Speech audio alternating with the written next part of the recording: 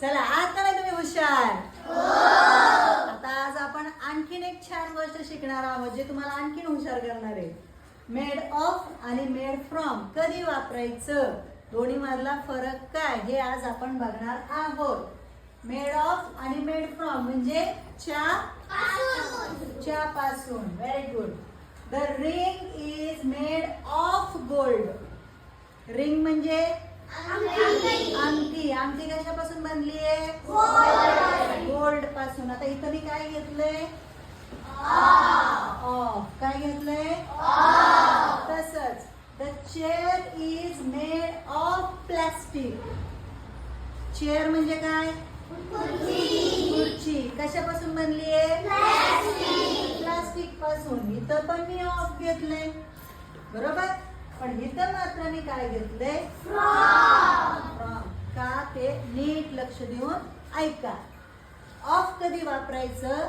जेव्हा दिलेली जी वस्तू आहे ती वस्तू ज्याच्यापासून बनली ना, आता समजा ही सोन्यापासून बनली, ती आहे तशी दिसते का नाही? यात सोनं दिसतंय का नाही? दिसते. खुर्ची प्लास्टिक पासून बनलेली आहे, पण जेव्हा ती वस्तू आहे तशी दिसत नाही, त्याच्यामध्ये रूपांतर होतं, वेगळ्या प्रकारे ते दिसतं, तेव्हा वापरायचं मेड फ्रॉम. काय वापरायचं? Made from. Butter is made from milk. Butter म्हणजे काय? लोणी. लोणी कशापासून बनतं? दुधापासून. मग आहे तसं लोणी दिसतं का दुधासारखं? नाही दिसत. त्याच्यामध्ये बदल झाला म्हणून फ्रॉम. बरोबर. Sugar is made from sugar cane. Sugar cane म्हणजे काय? ऊस. ऊसापासून काय बनली? बरोबर. मग शुगर केन आणि साखर याच्यामध्ये बदल होतो का नाही? वेगळं दिसतं का नाही? ऊसापासून साखर बनली म्हणून मेड फ्रॉम येणार. काय येणार? Made from. आता तुम्ही मला याचं उत्तर द्यायचंय. Paper is made trees.